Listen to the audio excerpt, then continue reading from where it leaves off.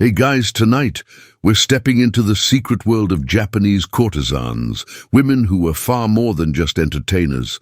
They were artists, elite companions, masters of intrigue, and at times survivors of unimaginable pressures. But one topic rarely discussed is what happened when these high-ranking courtesans became pregnant. Hidden abortions, bizarre herbal remedies, even chilling rituals whispered behind closed doors. Their methods were often as shocking as they were heartbreaking. So before you settle in, like the video and subscribe, only if you truly enjoy what I do, and drop a comment with where you're tuning in from and what time it is for you. It's always amazing to see our global audience tuning in. Now dim the lights, maybe turn on a fan for that gentle hum, and let's ease into tonight's story together. Picture yourself in 12 layers of silk so tight you can barely breathe, hair styled with enough pins to conduct lightning, and feet squeezed into towering wooden platform shoes. One misstep could send you to the next life. Welcome to the everyday life of an Edo-period courtesan. Yoshiwara, the most famous red light district of old Tokyo, wasn't just a neighborhood. It was a stage, a fantasy realm cloaked in incense smoke, lantern glow, and denial. To outsiders, courtesans were living art, dancing, playing shamisen, reciting poetry. But above all, they excelled at the performance society valued most, pretending everything was perfect. Spoiler, it wasn't. Behind the fans and flirtation, the courtesan's life was less Cinderella and more a luxury prison. These women were purchased as teenagers, often sold by their families for a sack of rice and a vague promise of opportunity. They were trained like opera singers and gladiators combined. Elite, yes, but owned. Every step, every client, every coin, they belonged to someone else, usually a brothel owner or oiran, meaning overlord. With the right lighting, courtesans were investments, and pregnancy was the ultimate defect. If there's one thing worse than losing money, it's having your star product sidelined for 9 months. In a better world, a pregnant employee might get maternity leave, a retreat, prenatal yoga, hot stone therapy. But this wasn't paradise. This was Yoshiwara. The only stones here were the ones you might get pelted with for breaching contract. Pregnancy meant losing work, scandal, punishment, blood in the bathwater, while the streets echoed with the clip-clop of platform shoes and cheerful laughter. The inner chambers held darker truths, secret remedies whispered behind screens passed down from survivors. A world of velvet and steel. And for courtesans, pregnancy wasn't just a problem, it was a crisis.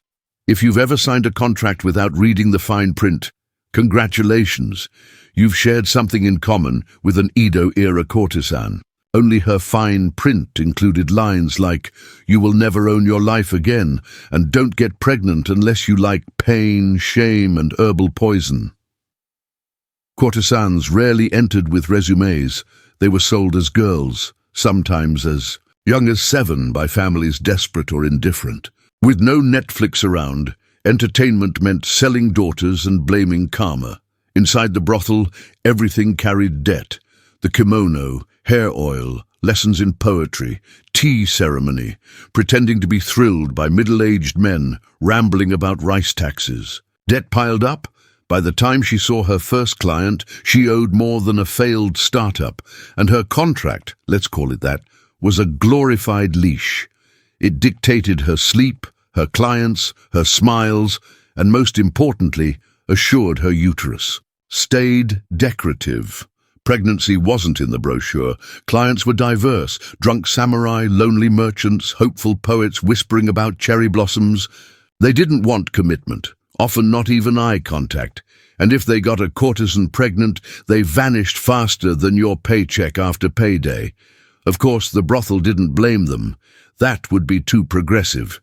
Instead, the woman, the walking investment, was blamed for carelessness, as if she'd accidentally tripped into a 3rd trimester.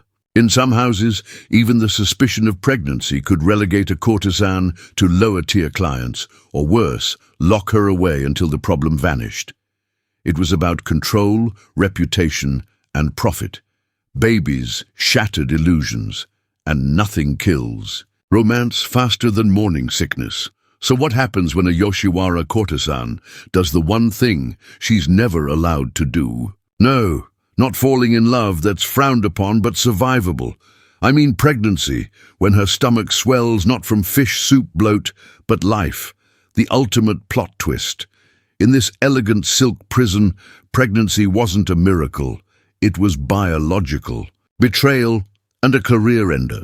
It was like your iPhone suddenly deciding it wants to be a toaster, beautiful, useful, but not what anyone paid for. A courtesan's job was to entertain, seduce, maintain the illusion that every client was her. One true love, a baby, broke that fantasy. She couldn't serve, tea, sing, flirt. If she was busy growing a child she wasn't earning, that meant the brothel lost money and someone would be very, very angry. No sympathy cards, no congratulations banners, just whispers behind fans. And the looming threat of being demoted from living artwork to unmarketable liability. At best, she'd be hidden away until the issue was resolved. At worst, she'd be thrown out penniless, her reputation destroyed, and the baby forgotten. This was no land of maternity leave. This was a world where pregnancy was not just forbidden but feared. Once it happened, everything changed.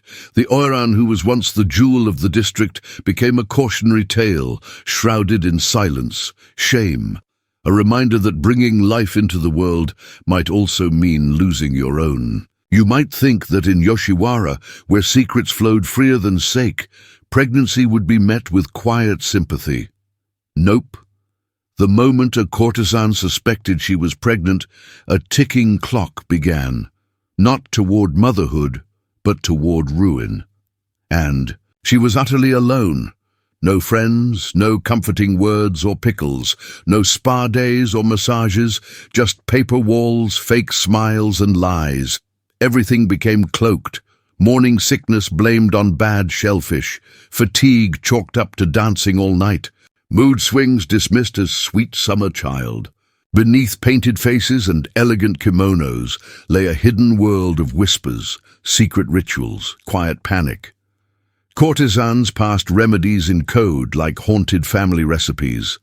3 leaves, not 5, for headaches, 5s for even pregnancy.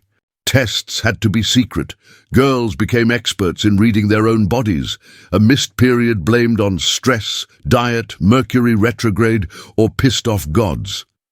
And if they were sure, then the real performance began. They still worked, still flirted, still endured clients, emotional espionage in high heels. Some courtesans altered their walk to disguise a bump, tightened their obi belts until they risked fainting, vanity, no, survival. And all this while staying enchanting, because heaven forbid your distress ruin someone's purchased fantasy. Beneath the layers of silk and powder were women fighting their own biology and a world demanding perfection, but offering no grace, and it all had to stay hidden. Once the secret was out, it wasn't just the kimono that could unravel. Let's talk tea, not the kind you sip while gossiping about your neighbor's questionable kimono, but the deadly tea brewed for a very different purpose, herbal abortion. Tea. This was Courtesan's secret weapon, cramping, bleeding, and the real chance of death. When you couldn't walk into a pharmacy and say, razor-sharp, discreet termination, please, you turned to nature and prayed. The most infamous recipe included mugwort, safflower, and kanzo, licorice root. Sounds harmless until you learn these were dosed to flip your uterus like a table. These weren't bedtime teas. They were grim fairy tale potions steeped, long taken piping hot, gulped in desperation while praying to every god and ancestor you could remember. Did it work?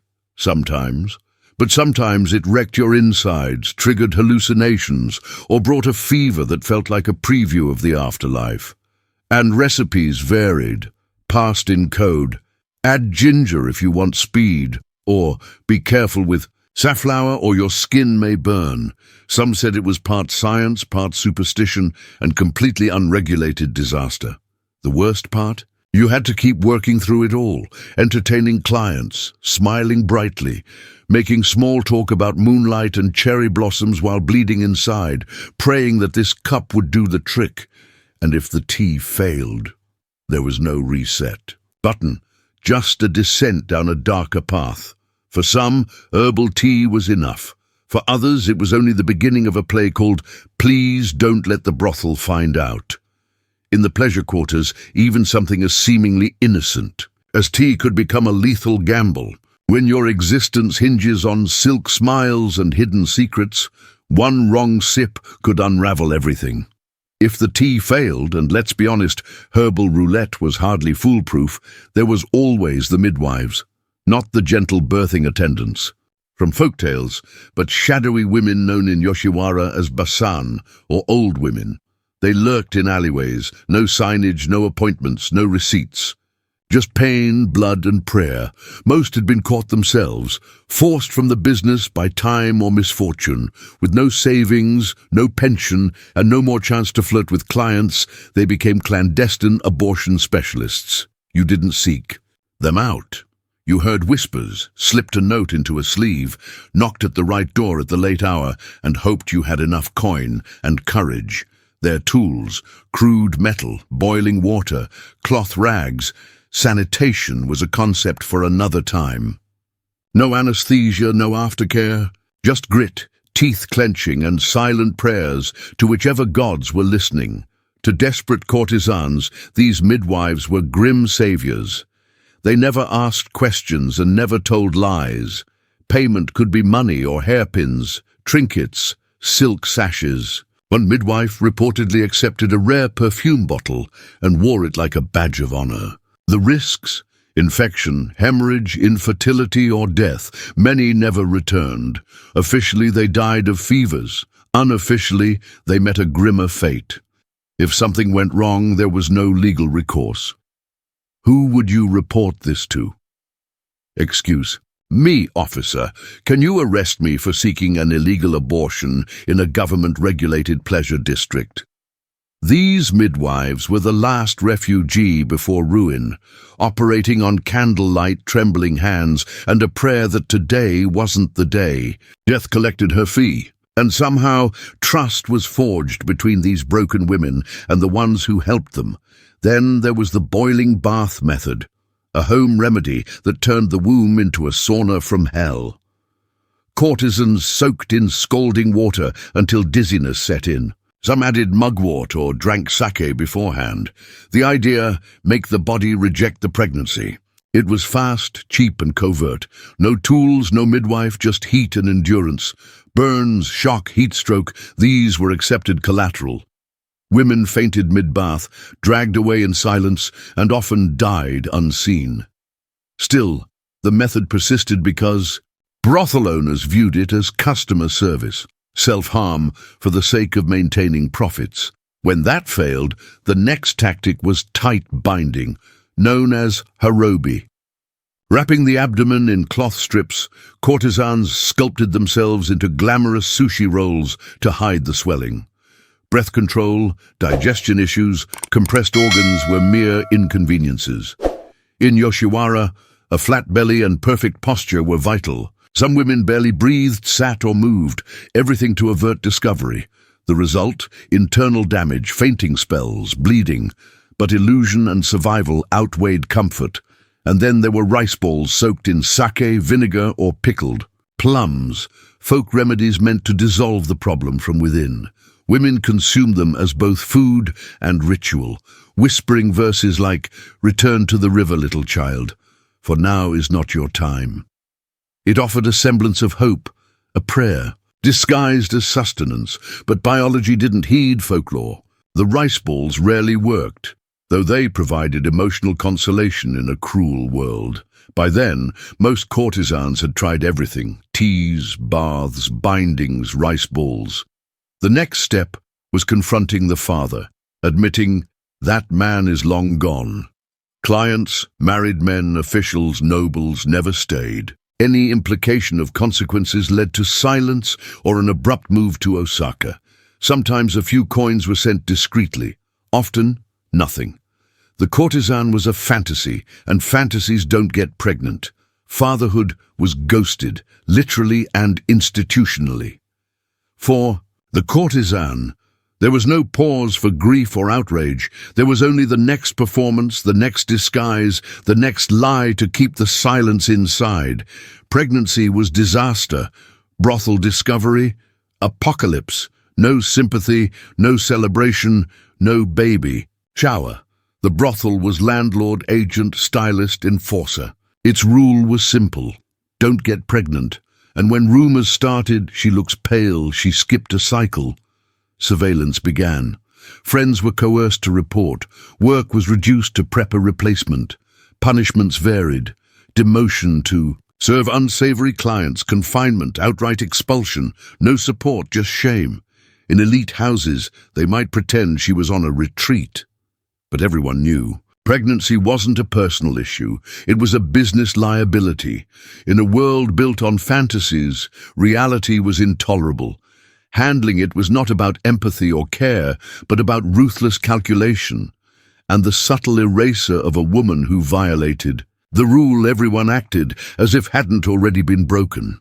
When you've tried every calming tea, choked on vinegar, rolled rice balls, nearly boiled yourself like a distant dumpling, and the brothel eyes you like a faulty lantern, you've got two paths: confess and face the outcome, or run. Many courtesans took the second. They vanished into the districts, earning the label ninja juroro, runaway prostitutes.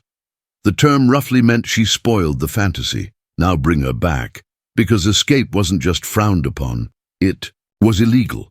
You were property, and when property walks out with a baby, the brothel takes it as a betrayal. Yet some still fled in the dead of night, in plain robes, hair loose, shedding their ornate persona, like a snake discards skin, slipping through alleyways, hiding in laundry carts, even inside barrels. Yes, barrels. It was dramatic, dangerous, desperate, and cinematic. Where did they go? Anywhere that didn't need perfume or pretenses. A cousin's farm, a remote shrine, a fishing village where no one asked questions unless you stole sake.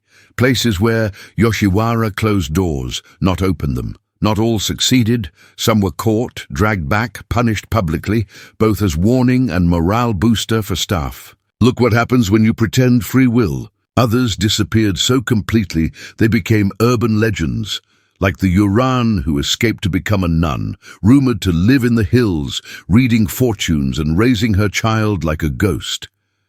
But escape wasn't freedom. It was a different cage. Silence. And survival instead of makeup and money. Yet for many, it felt like the only choice, a dangerous luxury called hope. Suppose a courtesan couldn't run, couldn't fake more smiles, and the lie beneath the silk grew too heavy. There was only one option: give birth quietly, invisibly, and without notice. Welcome to the underground of silent deliveries. Motherhood. Arriving behind sliding paper doors, towels stuffed in mouths to mute screams. No birthing chairs, no midwives in cheerful aprons, no joyful cries, just urgency, terror, and if lucky, someone who knew how to boil water without questions. Sometimes, in secret rooms unknown to the brothel. Other times in storage closets, behind drapes, even outdoors at night, because nothing says miracle like squatting behind a bathhouse with a handkerchief clenched in your teeth. The courtesan had to remain calm. Noise meant scandal, exile, or worse. No fanfare, no naming ceremony, just a bundle of blood and breath swaddled and hidden before dawn. If fortunate, a servant or retired courtesan, women who'd seen it all and stayed silent, might help. Towels, boiled water, whispered prayers, never asking what would happen to the baby. And the baby, that delicate, fragile question. Some removed immediately, others stayed hidden for days, tucked away, fed quietly, cherished fearfully.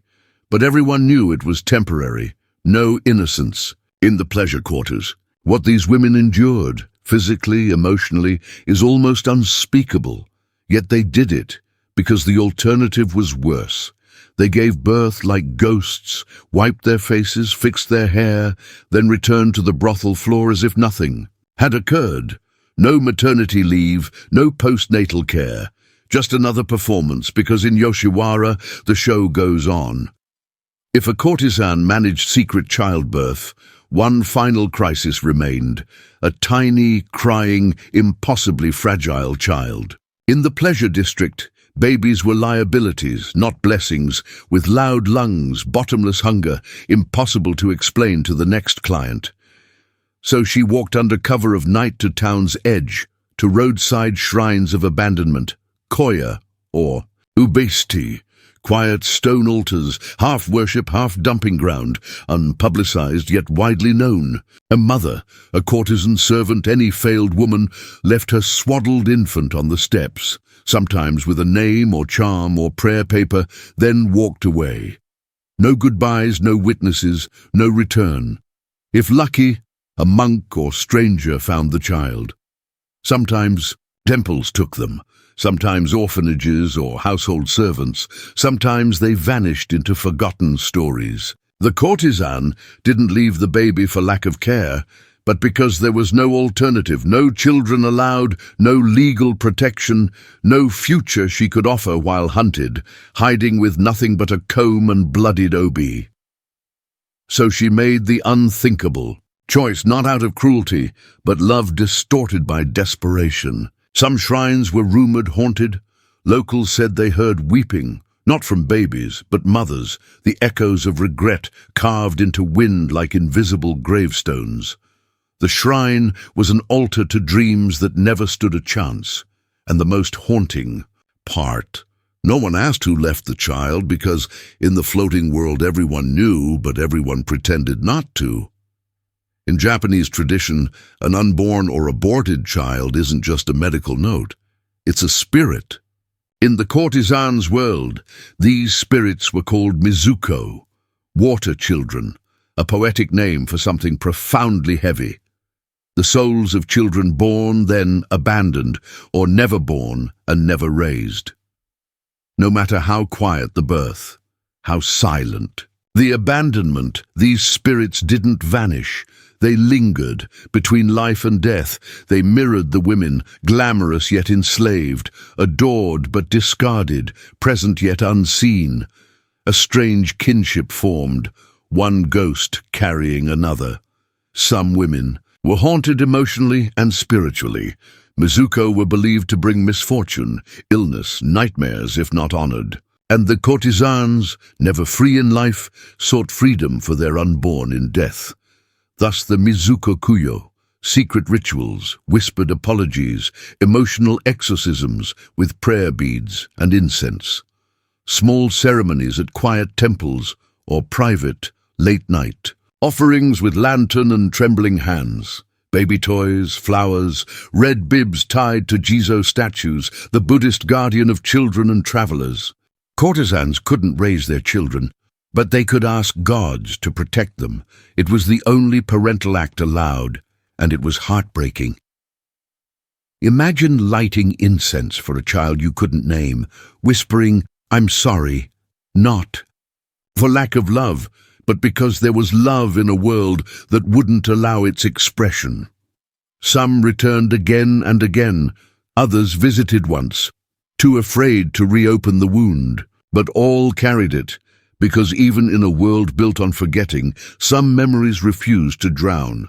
Mizuko weren't just spirits. They were reminders that love existed, however briefly, amongst silk and shadows. In Yoshiwara, the lights, laughter, music, perfumed clients shouting false love, courtesans giggling, pouring sake and telling lies, all for the illusion. Yet beneath the noise, something stayed perfectly still. Silence, the deliberate kind that envelops certain subjects like velvet at the throat. At its heart lay the unspoken rule: we don't discuss pregnancy. Every courtesan carried an invisible burden: contracts, expectations, debt, desire. And for those who became pregnant, it tripled overnight, pressing on lungs, decisions, skin. Yet they kept dancing, performing, laughing at old jokes, painting lips blood red, pretending they weren't. Bleeding elsewhere, because strength in Yoshiwara wasn't force. It was endurance, enduring pain as part of the costume, crying only with waterproof makeup, binding womb and heart, serving tea as if nothing was unraveling inside. They were trapped, yes, but even in that cage, they found ways to sing. They mastered control, not of fate, but of how they wore it. They comforted each other with gestures, protected secrets because trust was precious, taught younger girls quiet codes, how to hide, lie convincingly, survive another day in a world profiting from their obedience. They weren't fragile like glass. They were fragile like porcelain, beautiful, dangerous to mishandle, capable of enduring centuries of pressure. No poems, no woodblock prints, only silence and survival. But look closely. In a tilt of the head, narrowed eyes, trembling. Hands pouring tea, you'd see it.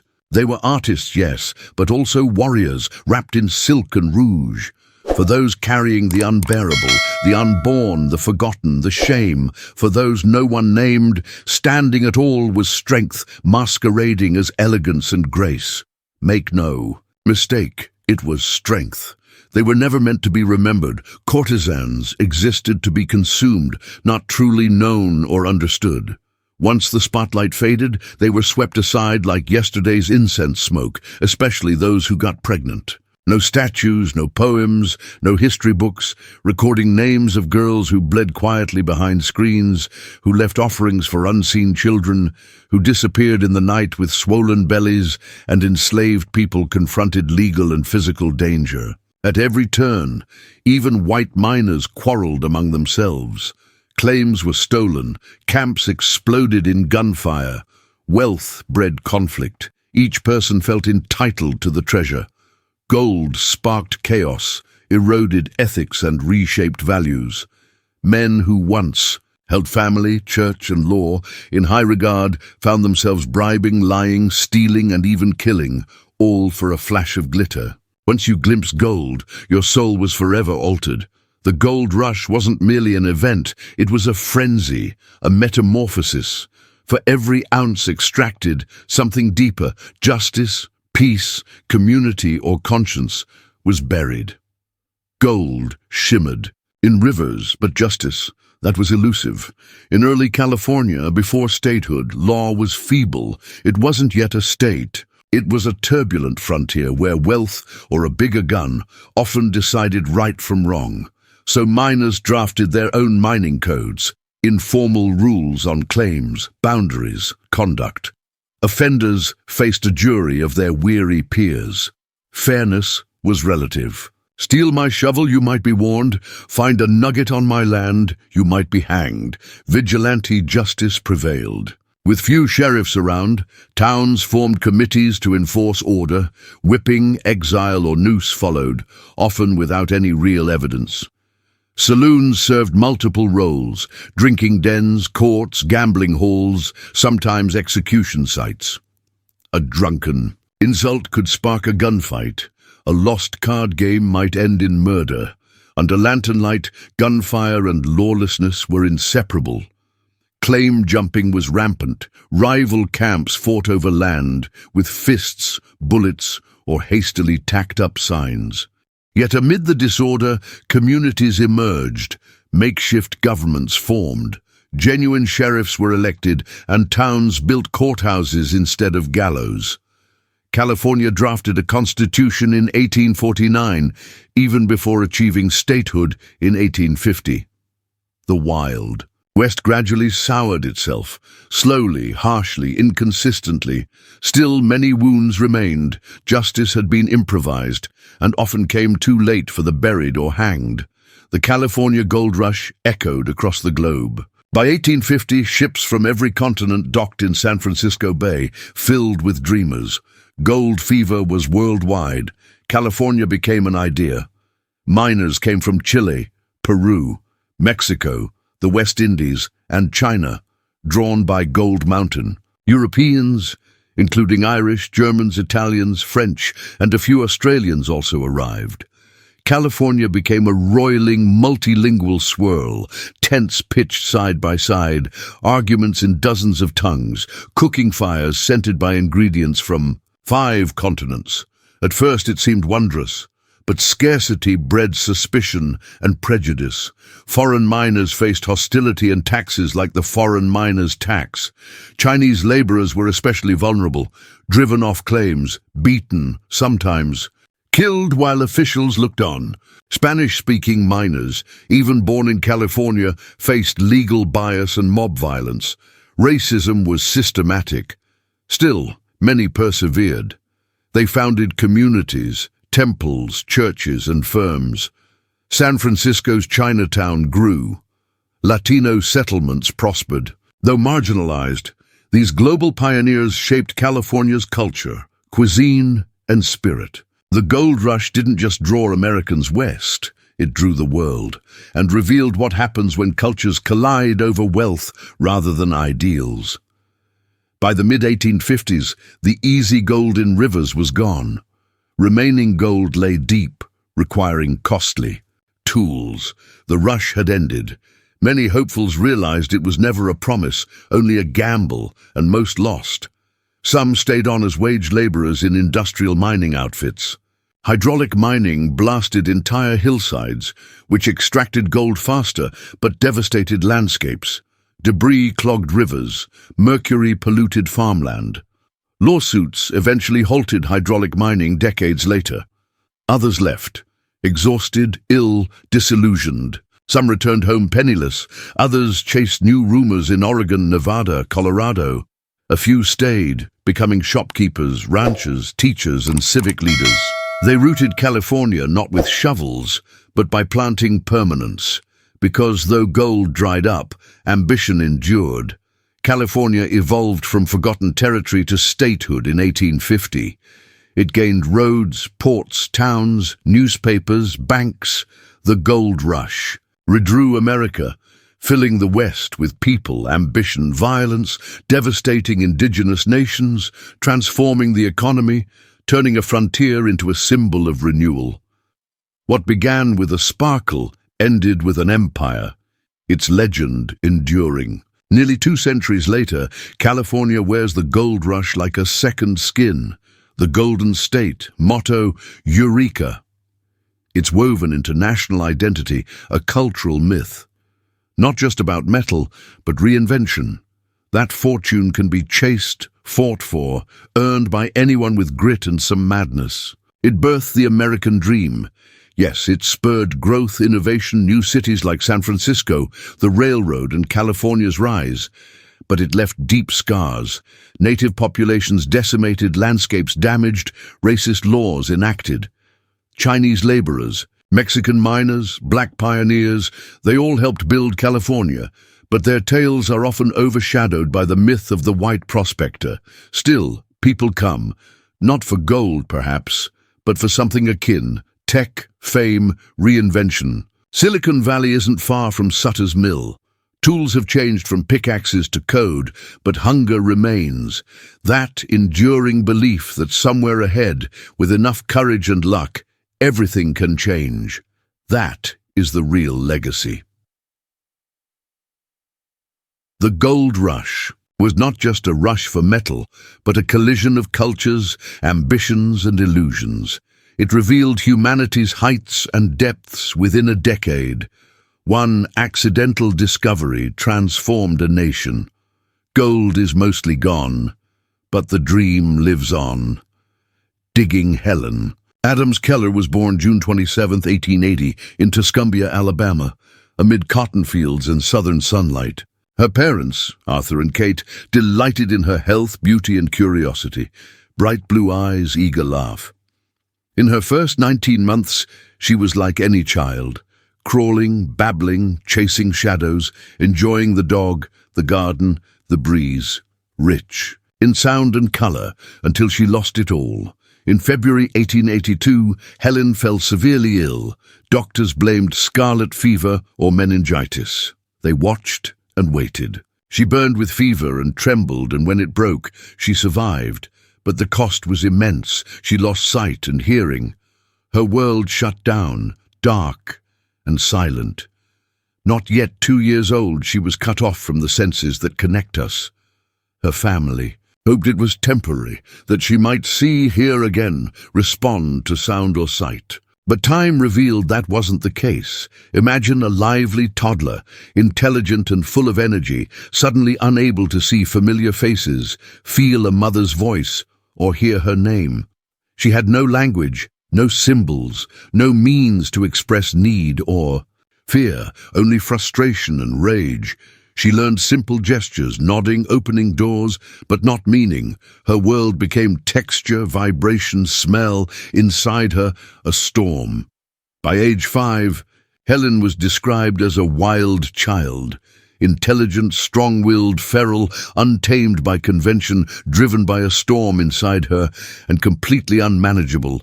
She would scream, kick, even lash out at those around her, not out of malice, but out of pure desperation. Helen was trapped within her own mind, and no one knew how to reach her. At age 5, the once cheerful toddler who played in the garden had become someone unrecognizable.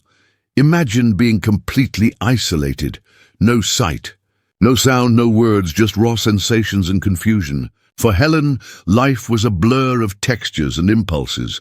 She had no words to express hunger or fear, comfort or discipline, so she lashed out, tantrums, kicking furniture, ripping buttons from clothes, even slapping her baby sister in jealousy.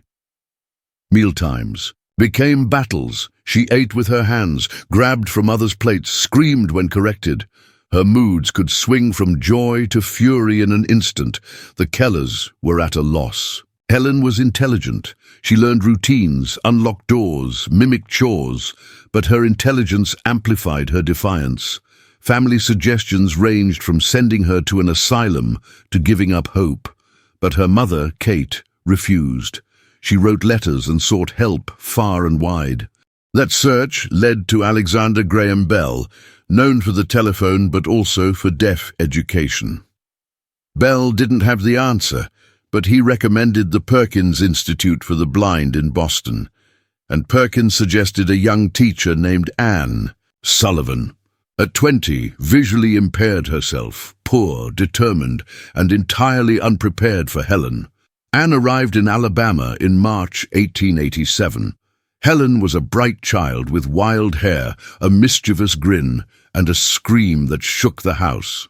But she wasn't cruel, she was trapped, and with every outburst she fought against an invisible prison. Anne Sullivan's mission was to open the door. No rage, silence, or blindness would stop her. Anne moved into a small cottage on the Keller property, away from indulgence, distraction, and pity. Her approach: structure, discipline, and, most important, language. But how to teach language without sight or hearing? Anne began by spelling words into Helen's hand, letter by letter, using the manual alphabet.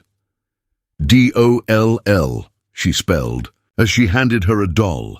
Helen could mimic the motions, but didn't know they had meaning. Anne persisted, spelling names for everything Helen touched: cake, mug, spoon, water, bread, key. But still, no connection. The shapes in her palm were just shapes. Then on April 5th, 1887, everything changed. Out at the water pump, Anne placed Helen's hand under the cool flow and spelled W-A-T-E-R repeatedly. Suddenly, Helen froze. The chaos within her stilled. Her eyes lit up. She dropped the mug, touched the pump, the water, Anne's dress, herself. She understood. Everything had a name, and words could be felt. That moment shattered her isolation. By nightfall, she had learned 30 words. That day, her silence broke, and the world took shape. From that instant on, there was no turning back. Helen's mind, starved for years, devoured nouns, verbs, adjectives. She wanted to name everything: the roses, the bark, the rain. But she didn't stop at naming. She asked, why? What? Is love? Where does the sun go at night? Why do people cry? This was awakening, not memorization. Anne introduced morals and manners through stories, parables, poems to teach kindness, generosity, justice. Helen began writing simple sentences with a raised-line slate. Her frustration transformed into purpose. Anne worked 16-hour days to unlock Helen's potential. She was more than a teacher, mentor, protector, translator, friend. Their bond was deeper than family. News of the miracle child spread, the deaf-blind girl who was learning to read and write in Alabama. By age 10, Helen read Braille, wrote full sentences, and finger-spelled fluently. She devoured books, memorized poems, debated ideas, but communication wasn't enough. She wanted speech. Though deaf and blind, she sought instruction, not permission. In 1890, Helen enrolled at the Horace Mann School for the Deaf in Boston, studying under Sarah Fuller. Tactile learning again. Helen placed her fingers on Fuller's lips, cheeks, throat, feeling vibrations, the shape of the mouth, the tongue's movement.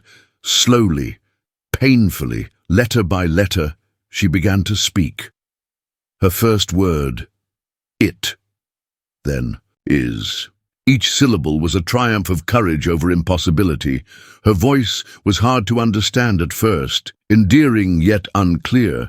But to Helen, each improvement was freedom. With Anne's support, her speech became methodical. By 12, she spoke full sentences. In time, she gave speeches, recited poetry, held conversations, though interpreters were often needed. Helen Keller had done the impossible. She gave sound to silence. She molded a voice from breath, muscle, and defiance. And she was only beginning. In her teens, Helen sought real education, a college degree. She enrolled at the Cambridge School for Young Ladies, preparing for Radcliffe College. Anne attended every class, spelling lectures into Helen's hand, hour after hour. Imagine taking notes when you can't see or hear. Every lecture transcribed. Word by word, every text converted to Braille. Helen studied Latin, French, algebra, geometry, philosophy, history, literature. Her hands ached, her mind raced late into the night. There were tears, exhaustion, doubt, but never surrender.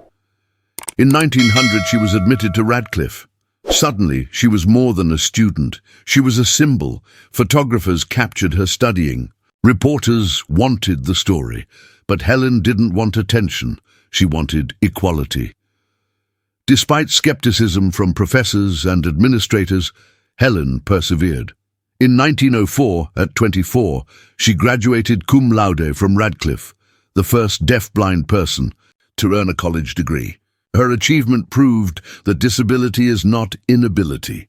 Now educated, articulate, and determined, Helen turned to activism. Though she couldn't hear cheers or see her name, she felt injustice and refused to stay silent. She championed the deaf and blind, but also women's suffrage, poverty relief, children's rights, labor issues, racial justice, birth control, and anti-war causes. In 1909, she joined the Socialist Party, criticizing capitalism for crushing the poor. Many were shocked. Those who admired her triumph over disability were unprepared for her bold political stance. And so began Helen Keller, not merely a miracle, but a powerful voice for change, demanding not just compassion, but equality and justice for all. But they weren't prepared for her to confront their finances when told she'd been deceived. She responded, "I may be blind and deaf, but I am not blind to injustice, nor deaf to the suffering of others." She traveled nationwide giving lectures, often with Anne Sullivan interpreting. She engaged with world leaders, presidents, authors, and revolutionaries alike. She was direct, brilliant, and impossible to ignore. Through the American Foundation for the Blind, she advocated awareness and funding, testified before Congress, campaigned for Braille in libraries, and pushed for equal education for all with disabilities. She wrote books, essays, columns, letters. Her pen became a weapon she wielded fearlessly. In public she seemed contradictory, a woman without sight or sound who perceived social wrongs more clearly than most and spoke more persuasively than many with full senses. She demanded respect not only for herself, but for the oppressed, the unheard, the overlooked. Despite disagreement over her politics, no one could dismiss her. Helen Keller, once confined to a world without language, was now reshaping the world with her words. As she aged, admiration grew. She became an international symbol of bravery, intelligence, and unwavering determination. From Tokyo to Cairo, Washington to Moscow, her name embodied hope. She visited 35 countries advocating for blind and disabled individuals. Crowds came just to see her appear. Heads of state bowed to shake her hand. Children reached out as if touching her might transfer a spark. But beneath the applause, a shadow remained. Anne Sullivan, her companion, teacher, and best friend, began to weaken in the 1920s. For decades they had been inseparable, bound by hardship and affection. In 1936, Anne died. Helen felt profound loss. She had endured darkness and silence, but this absence was even more profound. Despite overwhelming grief, she persisted. Polly Thompson became her new interpreter and companion. Together, they continued public speaking, fundraising, lobbying, writing. Not even in her 70s did Helen slow. In 1948, post-war Japan welcomed her tour. She met wounded soldiers, children in ruined schools, and those who'd lost everything. Her presence gave more than comfort. It offered a living example of survival when everything else failed. She received numerous honors, including the Presidential Medal of Freedom, honorary degrees, and had foundations, books, and films created in her honor. But trophies didn't matter. What mattered was blind children with books, deaf adults with jobs, the invisible finally seen. Even as health declined, she continued to write letters, dictate messages, and support causes. She once said, "Although the world is full of suffering, it is also full of the overcoming of it." She embodied both suffering and triumph fully and fiercely. On June 1st, 1968, at 87, Helen Keller passed away peacefully in her sleep at her Connecticut home. A woman once encased in silence and darkness was now mourned worldwide by presidents, poets, activists, and people who'd never met her. Death couldn't silence her. She became more than a person, a force, a symbol of the human spirit's ability to rise when faced with the worst. Born into a world that offered nothing, no sight, no sound, no voice, she created a life that touched everything. She changed how society viewed disability, shattering stereotypes that blindness meant helplessness or deafness meant ignorance. She proved communication transcends eyes and ears. It comes from the soul.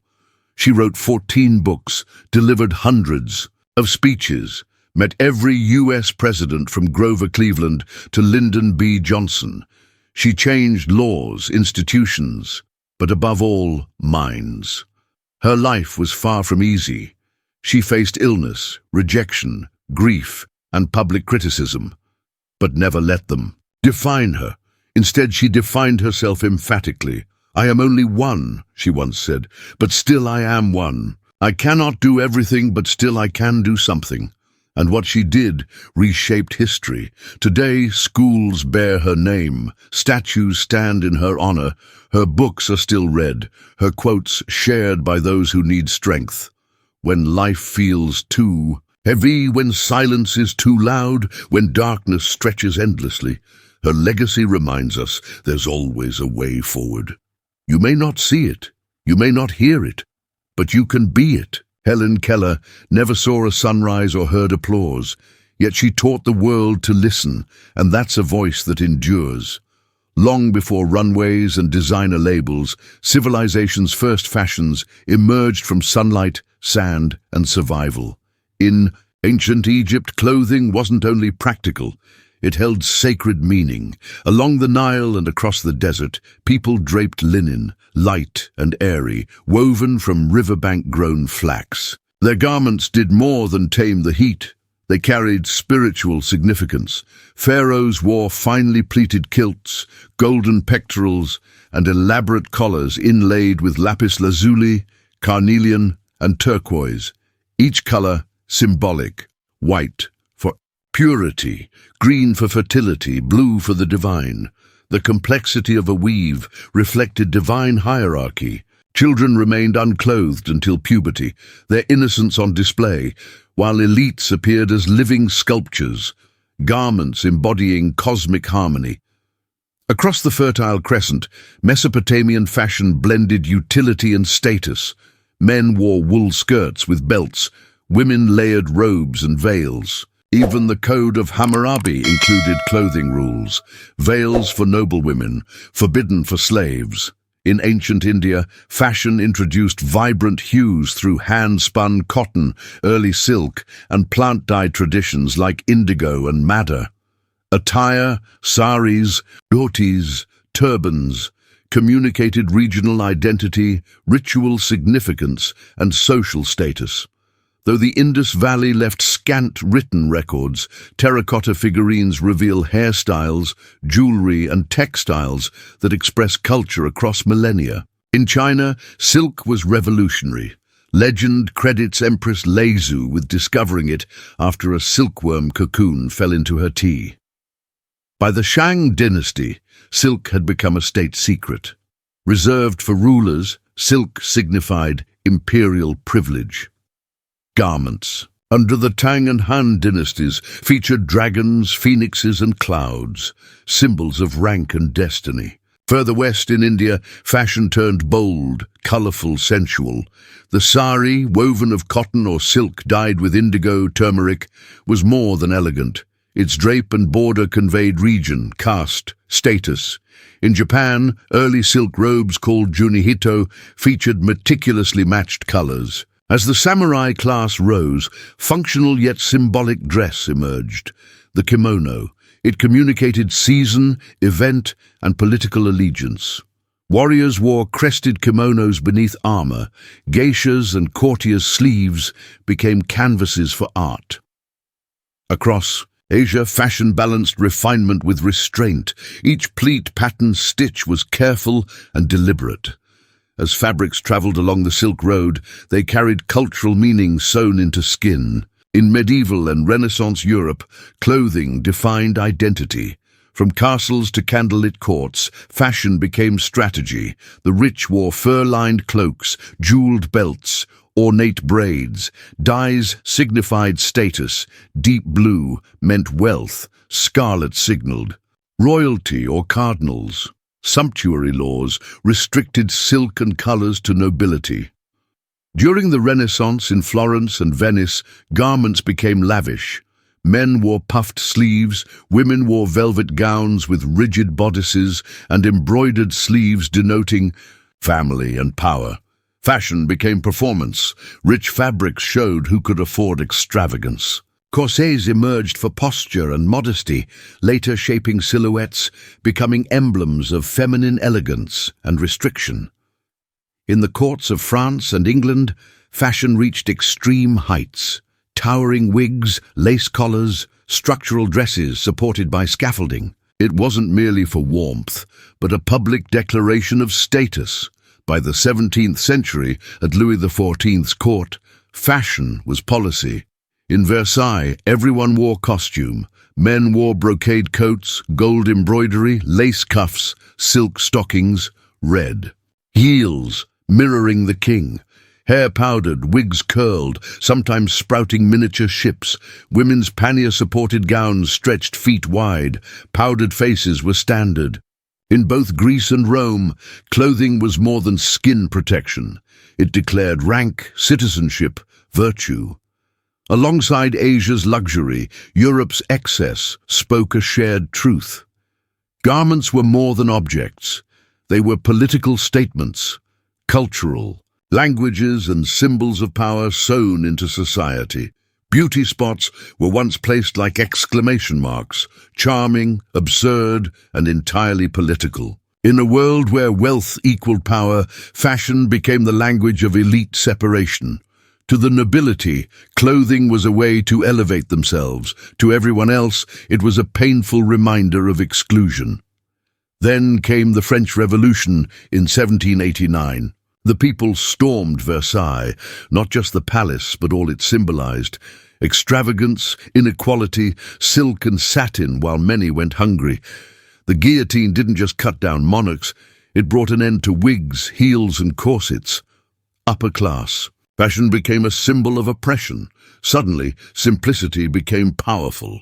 The sans-culotte, literally without breeches, rejected the knee-length trousers of aristocrats in favor of plain trousers, the uniform of the working class.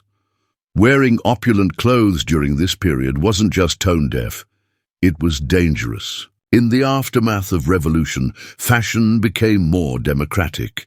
The classical world was revered. Clean lines and natural fabrics took over. Greek-inspired dresses replaced powdered wigs and heavy cosmetics almost overnight. Even Napoleon grasped the significance of appearance. His military uniforms were designed for visual impact, projecting strength and modern leadership. His wife, Josephine, helped popularize high-waisted dresses and light-flowing fabrics that redefined elegance in the new empire. But the era of powdered wigs had passed. Fashion had shifted from flaunting wealth to defining identity. The revolution didn't just change France's leadership, it transformed the way people dressed to survive in a changed society. The 19th century arrived with the roar of steam engines and the whir of textile machines. The Industrial Revolution transformed not just labor, but clothing. Apparel was no longer exclusive to royalty. Machines could spin, dye, and sew fabric faster than ever before. Mass production lowered prices and made clothing widely available. For the first time, fashion began to trickle down through society. Yet, even as production modernized, fashion stayed theatrical. Women's clothing became increasingly voluminous. The crinoline, a steel cage structure worn under skirts, let dresses balloon outward like open umbrellas. Some reached 6 feet in diameter, forcing women to turn sideways through doorways or revolve in ballroom dances. The implication was clear. If your dress prevented movement, you were wealthy enough not to need to move.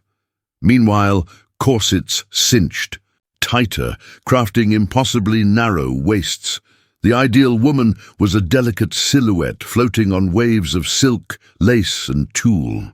Fashion was both restriction and prestige. Men's fashion took a different path. It settled into neat, disciplined forms, tailcoats, waistcoats, and top hats. This was the image of a respectable gentleman. The modern suit began to emerge, restrained, dignified and professional, but never flashy. Beneath this formal surface, new trends were gaining ground. Department stores appeared in urban centers, offering ready-made garments for a growing middle class. Fashion magazines like Godey's Ladies' Book and La Belle Assemblée began shaping public taste. With the rise of photography, people could now see styles beyond their local circles. The invention of the sewing machine in the 1850s transformed both production and personal expression. Home sewing patterns became popular, and fashion grew more accessible. No longer limited to the elite, clothing became a creative outlet. Even Queen Victoria influenced trends, promoting white bridal gowns, mourning black, and modest fashion. In this industrial age, clothing didn't just reflect identity, it helped create it. As the 20th century approached, fashion was at a crossroads, caught between the elegance of the past and the change on the horizon. Then came World War I, and everything shifted. With men at war, women filled factories, farms, and offices. Corsets became impractical, sometimes even dangerous. Skirts shortened, fabrics grew lighter, and practicality became patriotic. Women, in uniforms, trousers, and tailored coats, began reshaping the definition of femininity. After the war, they weren't ready to go back. The 1920s introduced a new figure, the flapper. She wore drop-waist dresses, bobbed her hair, painted her lips red, and danced in speakeasies with a cigarette holder and defiance. Her dresses glittered with fringe and beads. Her exposed knees challenged social norms, and her confidence broke generations of constraints. Fashion had become a form of liberation. Meanwhile, men embraced jazz-age style, wide-legged trousers, slicked-back hair, and sharp suits. Hollywood added to the appeal. Stars like Greta Garbo and Clark Gable influenced global trends. Then came the crash. The Great Depression of the 1930s brought conservative fashion back. Hemlines dropped, colors faded, and people repaired rather than replaced. Yet style endured, adapted, repurposed, reimagined. Flour sacks became dresses. Movie stars became icons of resilience and hope. During World War II, fashion reflected the era's challenges. Materials were rationed, skirts shortened, jackets grew boxy, and fabrics became sturdier. In the US, the government issued L-85 regulations to control textile use. Nylon, once used for stockings, was redirected for parachutes. In Europe, utility clothing became standard, minimalist, efficient, and uniform-like. Men returned to service uniforms. But within these limitations, creativity grew. Women, increasingly, wore slacks, and shoulder pads added structure. Designers like Elsa Schiaparelli introduced surreal elements, poking fun at austerity. Even amid global conflict, fashion remained a statement of perseverance, a declaration that, despite everything, people still chose who they were through what they wore. After World War II, the world craved beauty. In 1947, French designer Christian Dior delivered with what he called the new look: nipped waists, full skirts, soft shoulders, and flowing fabrics. It marked a return to elegance, a celebration of femininity, luxury, and control. For many women, it felt like freedom after years of rations and uniforms. But not everyone was pleased. Critics viewed it as a return to restrictive ideals after decades of progress. This tension between tradition and transformation would define fashion for decades. In the 1950s, American suburbs embraced polished appearances: pearls, pencil skirts, grey suits, and pressed everything. But under this surface, rebellion stirred. Teenagers, a newly acknowledged group, rejected the polished look. They idolized screen rebels like James Dean and Marlon Brando. Their look: white t-shirts, leather jackets, and blue jeans. Denim, once workwear, became a symbol of youth rebellion. This wasn't fashion created for them, it was something they claimed. The 1960s brought revolution, expressed not just in protests, but in clothing. London's mod culture introduced slim suits, miniskirts, and striking patterns. Hippies adopted embroidery, bell-bottoms, and second-hand style. Fashion became openly political, anti-war, anti-establishment, anti-tradition. By the 1970s, lines blurred. Haute couture still thrived, but streetwear had found its voice. Music shaped trends, disco-inspired sequins, punk embraced rips and safety pins. Through it all, jeans remained, styled, torn, or worn in defiance. Designers like Yves Saint Laurent and Vivienne Westwood recognized fashion's changing dynamics. It was no longer dictated from the top down. Instead, it reflected society and reshaped it simultaneously. Clothing was no longer only about class or gender. It became about expression, resistance, and identity. From Dior's silks to Levi's denim, fashion had evolved into something deeper, more personal. It wasn't just about appearance, it was about who you were. As the century ended, fashion shed its last constraints. It stopped asking, "What should we wear?" and began asking, "Who are we?" The 21st century began with a shift, driven by identity, diversity, and the digital age. No longer dominated by seasonal trends from fashion capitals, style now spread through Instagram, TikTok, and global city streets. Trends were instant and international. A teenager with a smartphone could influence more people than a designer with a runway. Fast fashion made style more accessible than ever. Brands like Zara, H&M, and Forever 21 released new collections at record speed. But this came at a price. Environmental harm, labor exploitation, and growing awareness of fashion's darker side. In response, sustainability became a priority. Designers reconsidered materials and production. Thrift shopping surged, upcycling gained traction, and minimalist wardrobes became popular. But perhaps the biggest change was representation. For decades, fashion catered to one body, one skin tone, one standard. That's no longer the case. Models of all races, sizes, genders, and abilities now walk the runway. Hijabs, wheelchairs, vitiligo, and drag all have a place in fashion's spotlight. What was once peripheral now takes center stage. Fashion became a platform for cultural dialogue. Black Lives Matter slogans on couture gowns, pride parades turned protest runways, indigenous designers reclaiming heritage in their designs. Gender boundaries blurred, skirts appeared in menswear collections, and androgynous styles thrived. Icons like Billy Porter, Harry Styles, and Zendaya wore clothing not just to make statements, but to embody freedom. In digital spaces, avatars wore impossible creations, pure imagination without fabric or waste. Virtual fashion emerged as a new frontier. Today, fashion is everywhere, and it belongs to everyone. What began as ancient linen has become a global language, one that can echo tradition, challenge norms, or simply say, "This is me." In the end, fashion isn't just about what we wear. It's how we express who we are.